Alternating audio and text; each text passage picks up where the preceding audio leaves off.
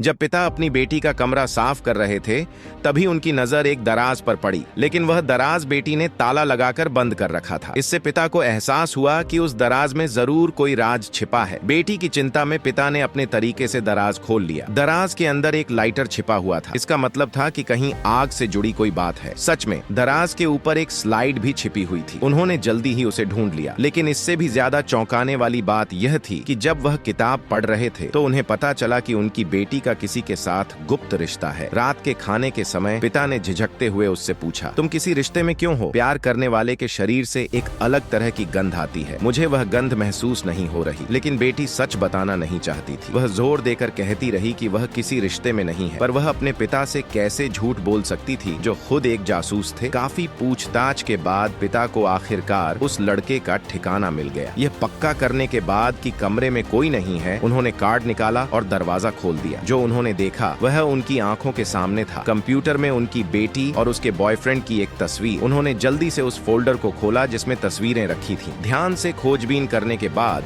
सौभाग्य से उन्हें कोई भी आपत्तिजनक तस्वीर नहीं मिली। इससे उन्होंने राहत की सांस ली, लेकिन खुशी ज्यादा देर तक नहीं रही। उन्हें तकिए के नीचे उनकी बेटी की चीजें मिली। उन्हें अपने अतीत की याद आ गई। जिस 18 साल की लड़की की उन्होंने बड़े प्यार से परवरिश की थी वह मारी गई थी। एक बूढ़े पिता के रूप में उनका गुस्सा बढ़ता जा रहा था, लेकिन कोई रास्ता नहीं दिख रहा था। वह बस तकिए के सामने कुछ बार सिर झुका सके। जल्द ही उन्होंने खुद को संभाल लिया, क्योंकि वह जानते थे कि उनकी बेटी विद्रोही उम्र से गुजर रही है। अगर वे जबरदस्ती दोनों को अलग करेंगे तो नतीजा अच्छा नहीं होगा। इसलिए उन्होंने चुपके से कमरे में एक कैमरा लगा दिया। इसके बाद वह 24 घंटे अपनी बेटी की हर हरकत पर नजर रखने लगे। लेकिन फिर भी यह हादसा हो गया। माँ को कागज में लिपटा हुआ एक छोटा सा गुब्बारा मिला। वह बहुत गुस्से में आ गईं और तुरंत अपने पति को फोन किया। Like, subscribe for part 2.